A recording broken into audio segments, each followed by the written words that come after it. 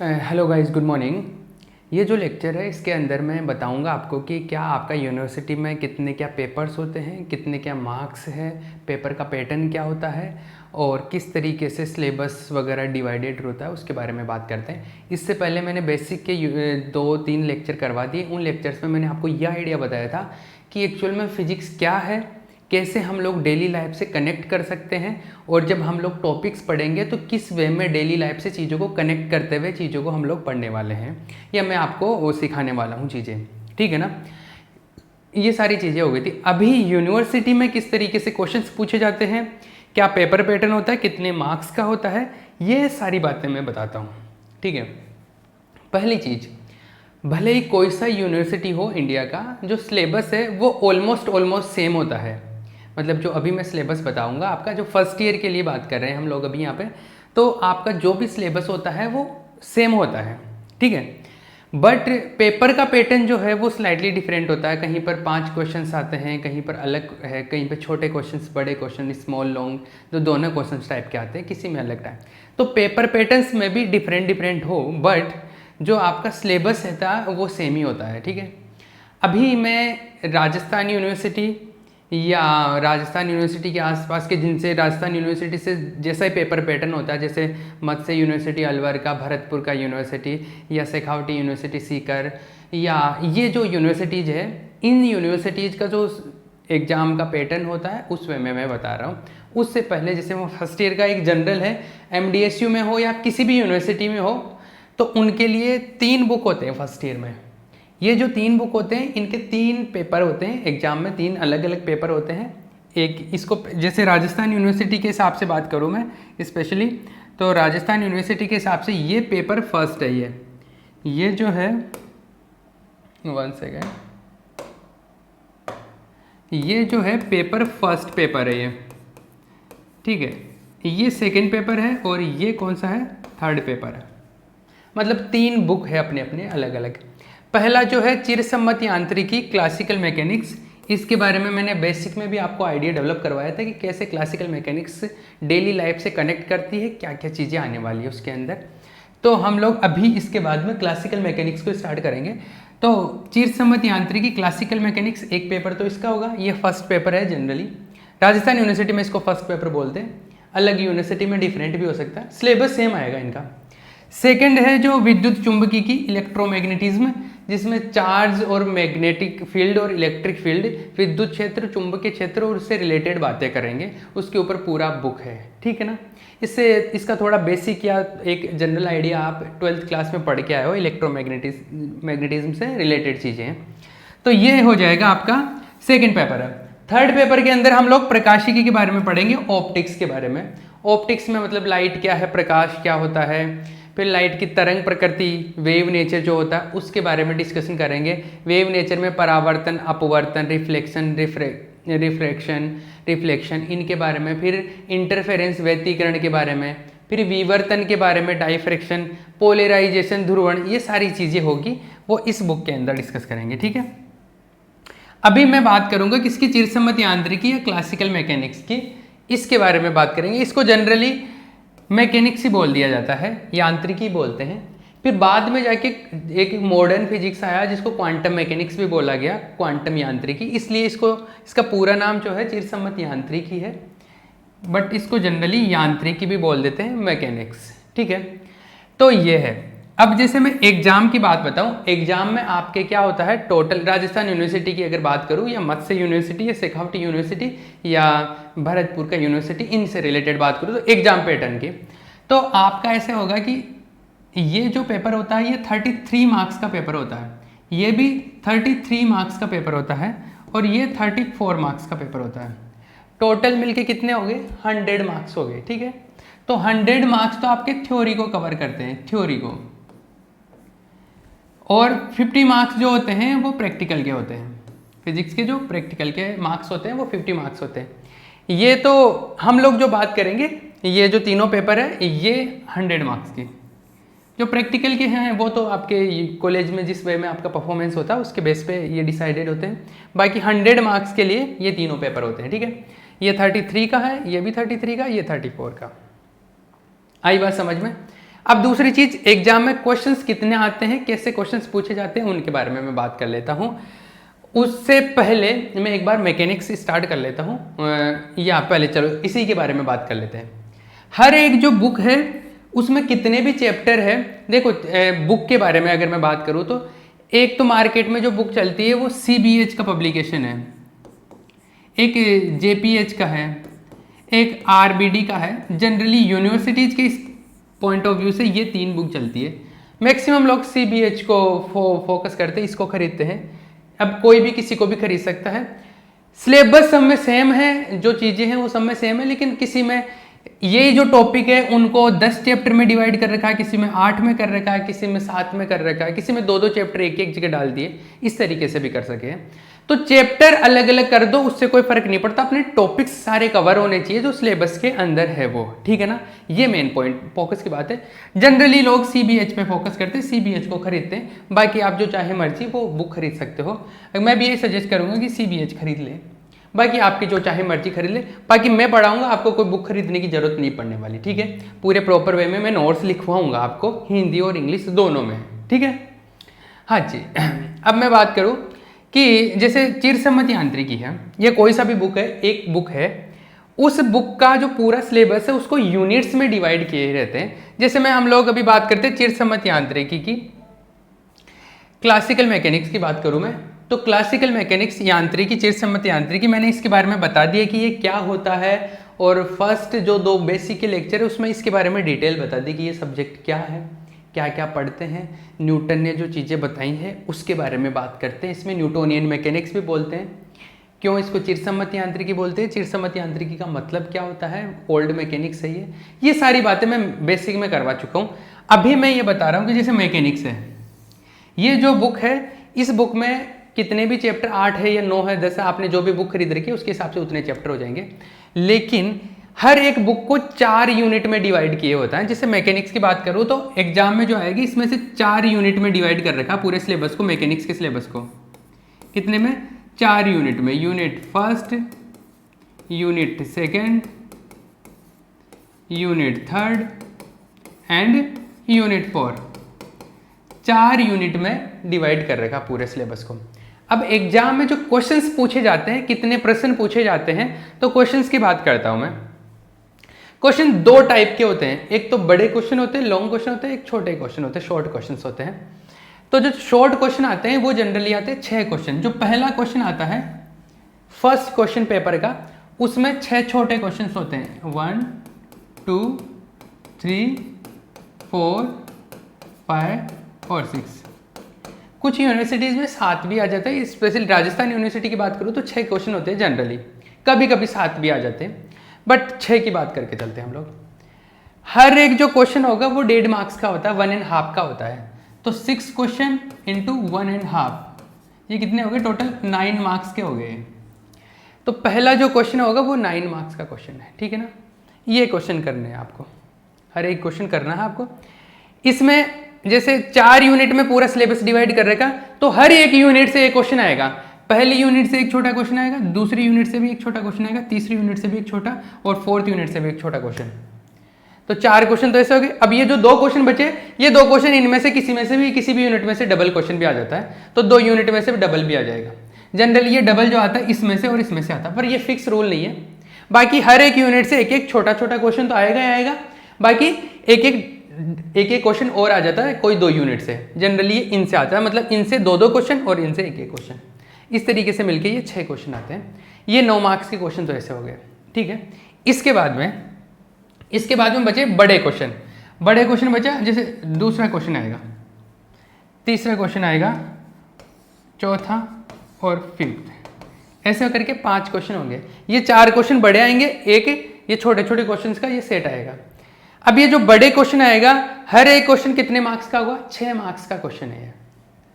तो 6 मार्क्स के चारों क्वेश्चन है, ये 6 मार्क्स के 4, 24 हो गए, 24 ये हो गया, 9 ये हो गया, 33 हो गया टोटल। इस तरीके से ये, तो ये जो बड़े क्वेश्चन है, ये बड़े क्वेश्चन भी हर एक यूनिट से एक बड़ा क्वेश्चन आ जाता है, एक छोटा क्वेश्चन आ जाता है, और कोई इन 2 यूनिट से, कोई भी 2 यूनिट से, जनरली फर्स्ट और सेकंड से एक छोटा क्वेश्चन एक और आ जाता है। इस तरीके से ये पूरा आपका क्वेश्चंस इस तरीके से आते हैं आपके। आई बात समझ?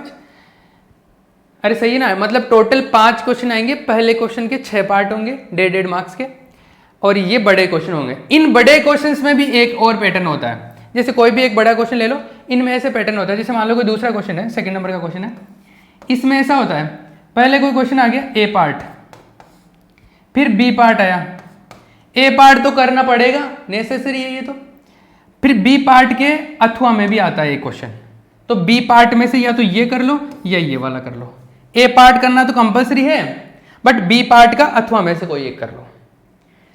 ये पेपर पैटर्न है, जनरली यही होता है। कभी एक्सेप्शनली जैसे 2019 में एकदम से पेपर का पैटर्न चेंज कर दिया था, किसी को नहीं पता था, एकदम से अचानक एग्जाम टाइम में जो आया था, मतलब पहले कोई गाइडलाइन नहीं आई थी, एग्जाम में ही डायरेक्ट पेपर का पैटर्न केवल मैकेनिक्स का चेंज करके दे दिया था।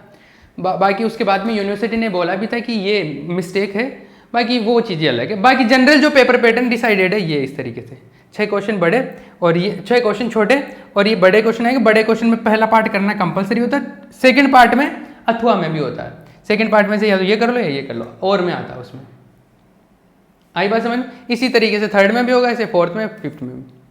कुछ यूनिवर्सिटीज़ में ऐसा भी होता है, ये अथवा में नहीं होता, ये जो किए हैं सारे करना कंपलसरी होता है इसके अंदर, फिर वो उस हिसाब से छोटे क्वेश्चन आ जाते हैं इसके अंदर। कुछ यूनिवर्सिटीज़ में ऐसे भी होते हैं कि जैसे सेकंड क्वेश्चन है बड़ा वाला, उसमें से या तो ये कर लो या ये कर लो, इसमें पार्ट्स में डिवाइडेड नहीं होते, तो वो यूनिवर्सिटी वाइज अलग अलग तरीके से डिफरेंट होता है। ये जो मैंने पेपर पैटर्न बताया, ये स्पेशली राजस्थान यूनिवर्सिटी, मत्स्य यूनिवर्सिटी, अलवर का, भरतपुर का, या शेखावटी यूनिवर्सिटी, ये इस तरीके से, ठीक है। ये 4 यूनिट आएंगे मैकेनिक्स के अंदर, वो जो भी है आपका हर एक बुक के अंदर इसी तरीके से। फिजिक्स के अंदर ये सिस्टम होता है, केमिस्ट्री मैथ की बातें अलग है, मैं फिजिक्स के बारे में बात कर रहा हूँ, ठीक है। अभी इसके बारे में आगे की बात करते हैं हम लोग। इसमें मैकेनिक्स के अंदर अब क्या क्या कितने चैप्टर हैं, हम लोग मैकेनिक्स को स्टार्ट कर रहे हैं। पहला लेक्चर है ना ये, इसका यूनिट फर्स्ट का, ये बातें सारी समझ में आ गई। तो टोटल 24 + 9 33 का 33 मार्क्स का पेपर होगा आपका। छोटे क्वेश्चंस, बड़े क्वेश्चन किस तरीके से आएंगे मैंने सारा सब कुछ बता दिया आपका। तो मैकेनिक्स में भी यही रूल फॉलो होता है, ऑप्टिक्स में भी यही, और ईएमटी में भी, इलेक्ट्रोमैग्नेटिज्म में भी यही रूल फॉलो होगा। क्लियर है? ओके।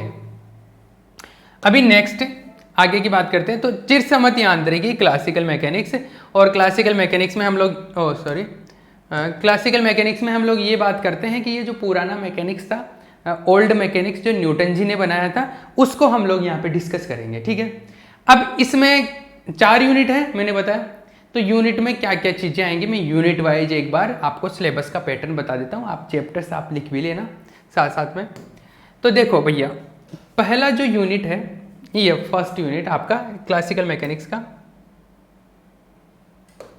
पहला जो यूनिट है, इस फर्स्ट यूनिट के अंदर आपका फर्स्ट यूनिट के अंदर एक सेकेंड, फर्स्ट यूनिट में 3 चैप्टर है, ये 3 चैप्टर है।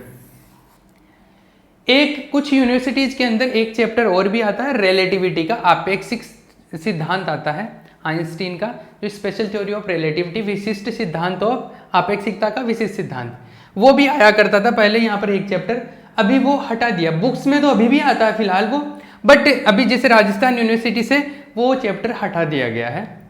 तो अभी फिलहाल कौन सा चैप्टर है, ये 3 चैप्टर है फर्स्ट यूनिट के अंदर।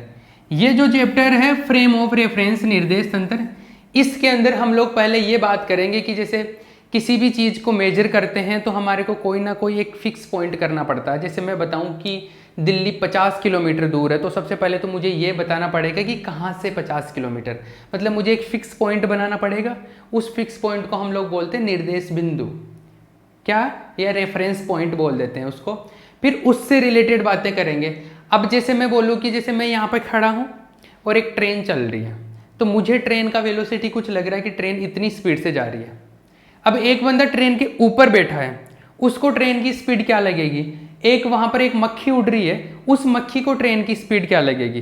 तो अगर मैं बताऊँ कि मैं यहाँ पर खड़ा हूँ, मुझे लग रहा है कि ट्रेन जा रही है 40 की स्पीड से, और ट्रेन के ऊपर एक आदमी बैठा है और वो आदमी एक हेलीकॉप्टर को देख रहा है, और हेलीकॉप्टर मेरे लिए 50 की स्पीड में, तो उस आदमी के लिए कितनी स्पीड का होगा।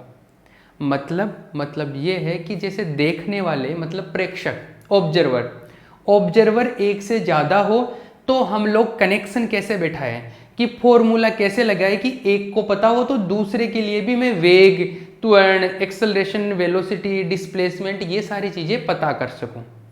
ये इसके लिए हम लोग जो डिस्कशन करेंगे वो हम लोग किस में करेंगे, निर्देश तंत्र फ्रेम ऑफ रेफरेंस वाले चैप्टर में, फर्स्ट चैप्टर में डिस्कस करेंगे। ठीक है, ये बातें तो सिंपल हो गई, ये इसके अंदर चैप्टर 1 में बात करेंगे।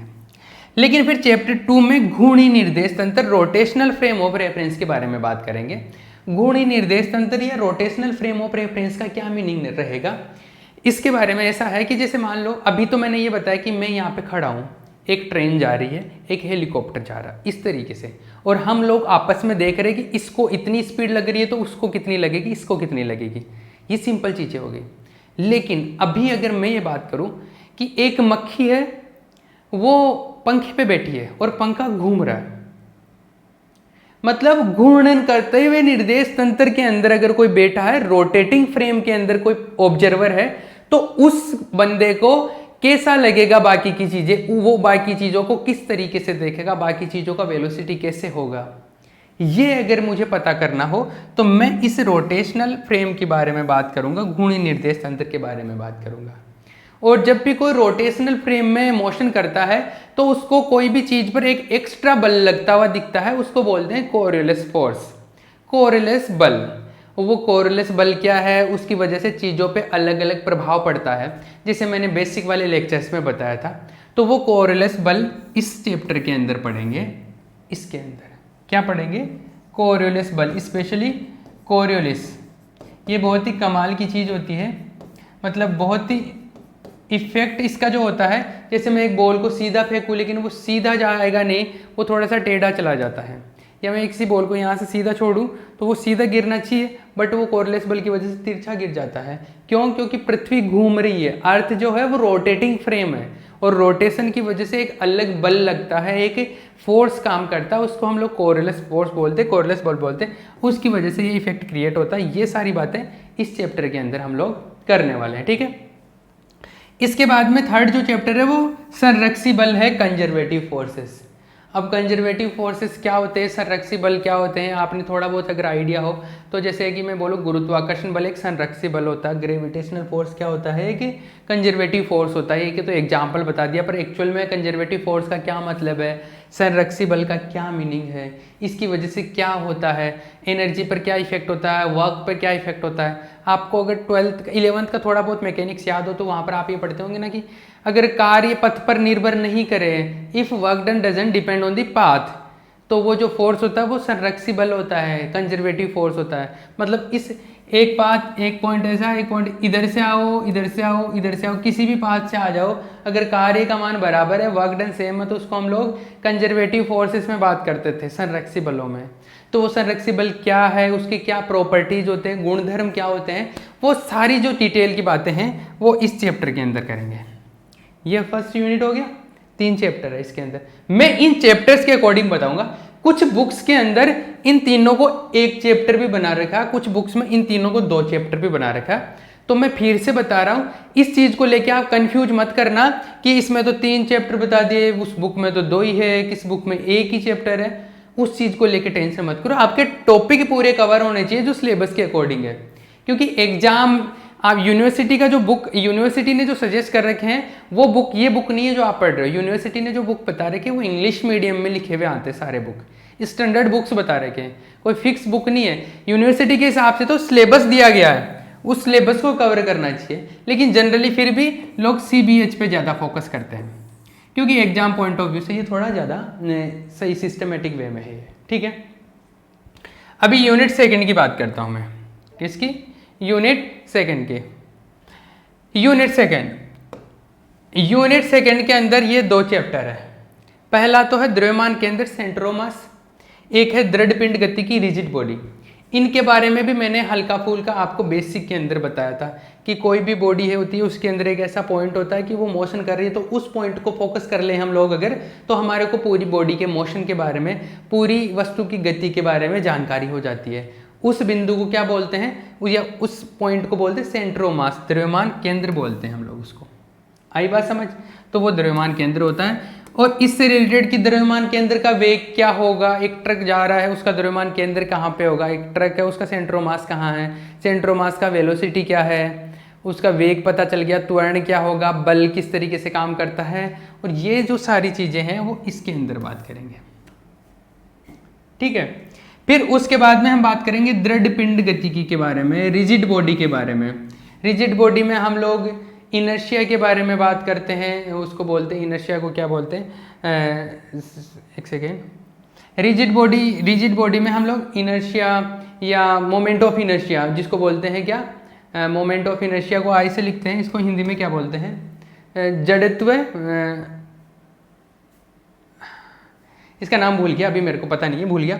तो जो भी है रिजिड बॉडी के अंदर हम लोग, जैसे कि एक बॉडी है, वो रिजिड का मतलब क्या है, रिजिड का मतलब होता है उसके पॉइंट्स के बीच का जो डिस्टेंस है वो चेंज नहीं होना चाहिए। जैसे मान लो एक पानी की बोतल है, अब मैं पानी की बोतल को फेंकूंगा तो पानी इधर उधर जाएगा, इसका मतलब पानी के जो बूंदे हैं उनके बीच में जो दूरी है, डिस्टेंस है, वो चेंज हो रहा है। इसका मतलब है कि वो बोतल कैसा है, रिजिड बॉडी नहीं है, मतलब दृढ़ नहीं है। तो दृढ़ पिंड क्या होता है, रिजिड बॉडी क्या है, दृढ़ पिंड से रिलेटेड क्या क्या चीजें होगी, कोई चीज घूमेगी तो वो कितना जोर लगेगा, रोटेशन में क्या बातें होगी, ये जो सारी चीजें, घूर्णन कैसे करती है चीजें दृढ़ पिंड की, वो सारी चीजें हम लोग इसके अंदर चैप्टर में बात करेंगे। तो ये अपना चैप्टर नंबर 5 होगा। इस तरीके से इन दो चैप्टर को मिला के अपना यूनिट नंबर 2 होगा। ठीक है, आगे बात करते हैं यूनिट नंबर 3 की। तो अगर मैं यूनिट नंबर 3 की बात करूं, यूनिट नंबर 3 में 2 चैप्टर है, केंद्रीय बलों, एक सेकेंड, केंद्रीय बलों के अधीन गति, मोशन अंडर सेंट्रल फोर्सेस, और एक है अवमंदित दोलन गति, हार्मोनिक डैम्पिंग हार्मोनिक मोशन या डैम्प्ड हार्मोनिक मोशन। देखो केंद्रीय बलों के अधीन गति, जैसे मैंने बेसिक करवाया था उसमें भी मैंने ये बताया था, केंद्रीय बलों के अधीन गति के बारे में थोड़ा बताया था कि ग्रह गति के नियम जो आते हैं आपके, जो ऑर्बिट के अंदर अगर कोई जो है क्या बोलते हैं उसको, कोई ग्रह गति कर रहा है, कोई पार्टिकल अगर मोशन कर रहा है सन के चारों तरफ, जैसे अर्थ रोटेट कर रहा है, तो उसका जो मोशन होता है उसमें क्या क्या चीज़ें होती है, उसकी गति के समीकरण क्या होते हैं, इक्वेशन ऑफ मोशन क्या है, उसके गति के नियम, लॉ ऑफ मोशन जिनको केपलर ने दिया था, केपलर के नियम बोलते हैं, केपलर के ग्रह गति के नियम। तो केपलर्स ऑर्बिटल लॉ जो होते हैं वो उनके बारे में डिस्कशन करेंगे, और उससे रिलेटेड और भी सारी बातें हैं वो इस चैप्टर के अंदर डिस्कस करेंगे। फिर यहां तक एक्चुअल में मैकेनिक्स हो गई, क्लासिकल मैकेनिक्स। ये जो 7वें नंबर का नेक्स्ट 4th यूनिट में 2 जो चैप्टर है, 8वें और 9th नंबर का, ये जो चैप्टर है ये ऑसिलेशन को डिस्कस करते हैं, दोलन गति को, कि दोलन गति क्या है, दोलन गति से रिलेटेड कैसी कैसी बातें की जाती है उनके बारे में। कि जैसे एक झूला चल रहा है तो ये सिंपल, कोई रोकने वाला नहीं है, कोई माध्यम नहीं, कोई हवा नहीं है, तो वो सरल आवर्ती दोलक हो जाएगा, सिंपल हार्मोनिक मोशन हो जाएगा। लेकिन अगर यहाँ पर हवा है तो झूला थोड़ी देर में रुक जाएगा, और अगर हवा तो धीरे धीरे हवा के घर्षण बल लगेगा, फ्रिक्शन होगा, फ्रिक्शन की वजह से, फ्रिक्शन का मतलब अवमंदन, अवमंदन मतलब रोकना, डैम्पिंग होगी, तो उसको जब स्टडी करेंगे तो उसको डैम्पिंग हार्मोनिक ऑसिलेटर बोलेंगे, अवमंदित दोलन गति बोलेंगे। तो इसका जब स्टडी करेंगे तो इस चैप्टर में करेंगे। ठीक है, अब जैसे झूला रुकने लग गया तो मैं चाहता हूँ कि वो कंटिन्यू चलता रहे, तो इसके लिए मुझे बार बार धक्का मारना पड़ेगा, मतलब उसको चलाना पड़ेगा, मतलब फोर्स लगाना पड़ेगा, तो उसको ड्राइव करना पड़ेगा। तो जो नेक्स्ट चैप्टर है वो है ड्रीवन हार्मोनिक ऑसिलेटर, चालित दोलन गति या प्रणोदित दोलन गति। तो जो नेक्स्ट यूनिट है उसके अंदर जो 2 चैप्टर है, ये यूनिट नंबर 4, इसके अंदर 2 चैप्टर है, एक तो चालित या प्रणोदित दोलन गति बोलते हैं इसको, ड्रीवन हार्मोनिक ऑसिलेटर, या फोर्स्ड हार्मोनिक भी बोलते हैं इसको। क्या बोलते हैं?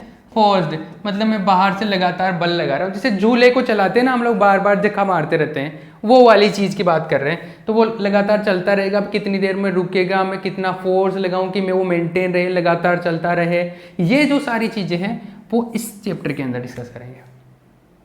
इसके बाद में हम लोग युग्मित दोलन के बारे में बात करेंगे, कपल्ड ऑसिलेटर के बारे में। कपल्ड ऑसिलेटर मतलब मान लो कि 2 झूले हैं, एक चल रहा है, इसने इसको टच कर दिया, ये भी चलने लग जाएगा, फिर ये इसको टच करेगा, मतलब इस तरीके से एक से ज़्यादा अगर ऑसिलेटर है, एक से ज़्यादा अगर दोलन गति करने वाले कोई भी चीज़ें हैं वो युग्म के रूप में हो गए, एक से ज़्यादा होंगे तो, अरे पेयर हो गया ना उनका, कपल हो गया, तो कपल्ड ऑसिलेटर बोलते हैं उसको, युग्मित दोलन गति। ठीक है, ये इसका एक्चुअल में जो मीनिंग है, किस तरीके से इसके एग्जाम्पल्स है, वो सर्किट के अंदर अलग अलग जगह पर अलग अलग कंडीशंस में इन सारी चीज़ों को हम लोग बात करते रहेंगे जब हम लोग इस पूरे चैप्टर को डिस्कस करेंगे। तो इस तरीके से मिला के मैं अगर बात करूँ तो आपका मैकेनिक्स जो है, जिसमें एक्चुअल में टोटल कितने हैं, 9 चैप्टर में डिवाइड कर रखा। मैंने इसको 9 चैप्टर में डिवाइड कर रखा और इस 9 चैप्टर में पूरा आपका जो यूनिवर्सिटी का सिलेबस है वो पूरा सिलेबस में एक एक चैप्टर वाइज में पूरा सिलेबस करवा दूंगा। ठीक है, किसी बुक के अंदर इन्हीं 9 चैप्टर को 11 चैप्टर में डिवाइड करके टॉपिक वाइज चैप्टर बना दिया, तो उस बात से कोई फर्क नहीं पड़ता। आपके टॉपिक पूरे कवर होने चाहिए। चैप्टर भले आप 20 बना दो या 5 बना लो, क्या फर्क पड़ता है। अरे इन दोनों चैप्टर को मिला के एक चैप्टर बना दो तो क्या फर्क पड़ता है, टॉपिक तो वही है ना। तो टॉपिक मैटर करते हैं कि टॉपिक कौन कौन से हैं। पूरा सिलेबस का पैटर्न बता दिया है मैंने, एग्जाम में कैसे पूछा जाता है वो भी बता दिया है मैंने, छोटे क्वेश्चंस बड़े क्वेश्चंस कितने मार्क्स के आएंगे, कैसे आएंगे, ये पूरे आपके 4 यूनिट कवर हो जाते हैं इस तरीके से। नेक्स्ट जो लेक्चर आएगा, उस नेक्स्ट लेक्चर से हम लोग जो स्टडी करेंगे वो क्या करेंगे, हम लोग यूनिट फर्स्ट चालू करेंगे हम लोग, और यूनिट फर्स्ट के अंदर हम लोग चैप्टर नंबर 1 स्टार्ट करेंगे। जो नेक्स्ट लेक्चर आएगा उसके अंदर चैप्टर नंबर 1 स्टार्ट करेंगे। आई बात समझ, क्लियर है। तो ये स्मॉल एक इंट्रोडक्शन टाइप में था, ये वैसे जानने के लिए बहुत जरूरी है फर्स्ट ईयर वालों के लिए। सेकेंड ईयर और थर्ड ईयर में भी पेपर पैटर्न इस तरीके से होता है, ऐसे 3 बुक होते हैं, उन तीनों के अलग अलग पेपर होते हैं इस तरीके से। आई बात समझ में। तो ये फिजिक्स के लिए हर एक जगह सेम है। अगर कोई राजस्थान यूनिवर्सिटी या शेखावटी यूनिवर्सिटी या मत्स्य यूनिवर्सिटी या भरतपुर की यूनिवर्सिटी, इन यूनिवर्सिटी से अलग कोई यूनिवर्सिटी का बंदा है, MDSU का या किसी भी, जैसे बीकानेर यूनिवर्सिटी का हो गया, जोधपुर यूनिवर्सिटी का, कोटा यूनिवर्सिटी का, या किसी भी कंट्री में किसी भी यूनिवर्सिटी का, आपका सिलेबस ऑलमोस्ट सेम रहता है। किसी में एक आधा चैप्टर ऊपर नीचे होता है, बाकी सिलेबस है ये जो मैकेनिक्स का सिलेबस यही रहता है सेम। इसमें ऑसिलेशन भी डाल दिया, कुछ यूनिवर्सिटीज में ये जो लास्ट के 3 चैप्टर दिखाए थे मैंने, डैम्पिंग ऑसिलेशन और कपल्ड ऑसिलेशन और ये फोर्स्ड ऑसिलेशन, ये अलग ऑसिलेशन वाली बुक में दिए हुए होते हैं। तो इसमें ये तीनों चैप्टर इसी मैकेनिक्स के अंदर ही ऑसिलेशन के मिक्स किए हुए हैं। तो दोलन गति के जो 3 चैप्टर है वो मैकेनिक्स के अंदर, यांत्रिकी के अंदर ही आते हैं यहाँ पे। ठीक है, ये सारी चीज़ें हैं। हाँ जी, कोई पहली बार अगर मेरे वीडियो को देख रहा है तो मैं बता दूं कि मेरा जो क्वालिफिकेशन है, मेरा नाम बनवारी कुमावत है और मैंने मेरा जो MSc है वो IIT बॉम्बे से कर रखा है, और मैं इसके अलावा भी BSc के अलावा IIT JEM को भी पढ़ाता हूँ। 11th तो 12th के फाउंडेशन IIT JEE और नीट के लिए 11th 12th के फाउंडेशन के कोर्स भी करवाता हूँ। और ये जो प्लेटफॉर्म है हमारे मोबाइल ऐप के ऊपर, इसके अलावा और भी बहुत सारे कोर्सेस है, जैसे IIT JEM का मैथमेटिक्स का कोर्स भी है, IIT JEM का फिजिक्स का कोर्स भी है, और कंपटीशन का इंग्लिश का कोर्स भी है, 10th का, 9th का, 11th का, 12th का मैथमेटिक्स का कोर्स भी आने वाला है। ये सारे कोर्सेस अभी फिलहाल है और फ्यूचर में और भी बहुत सारे कोर्सेस हैं, ये सारे हैं। ठीक है, कोई यूट्यूब पे देख रहा है तो मैं बता दूं कि पूरे जो कोर्स हैं वो मोबाइल ऐप के ऊपर आ रहे हैं। यूट्यूब के ऊपर भी कुछ टाइम के लिए आएंगे, तो वहाँ पर भी आप अभी कुछ टाइम के लिए देख सकते हैं। बाकी पूरा जो कोर्स है वो कहाँ पर आ रहा है, मोबाइल ऐप के ऊपर है। ठीक है, और हमारा मोबाइल ऐप किस नाम से, फोमा एजुकेशनल हब के नाम से। ठीक है, लिंक आपको डिस्क्रिप्शन में मिल जाएगा अगर यूट्यूब पे देख रहे हैं तो, और मोबाइल पे ऐप पे देख रहे हैं तो फिर तो इन्फॉर्मेशन की ज़रूरत नहीं है। किसी को कोई भी डाउट हो, किसी भी तरीके का डाउट हो, मोबाइल ऐप के ऊपर पूरी फैसिलिटी है, वहाँ पर आप डाउट का लिए मुझे कमेंट कर सकते हैं, लिख के मुझे बता सकते हैं। कोई क्वेश्चन नहीं आ रहा, फोटो खींच के भेज सकते हैं मुझे, तो सारे डाउट्स क्लियर किए जाएंगे, don't worry about that. Okay, ठीक है। और हमारे जो लेक्चर्स है वो एग्ज़ाम टाइम तक आपके इसके अंदर सेव रहेंगे ऐप के ऊपर, तो एग्ज़ाम टाइम तक आप कितनी भी बार उनको रिपीट करके देख सकते हैं। क्लियर है? ओके।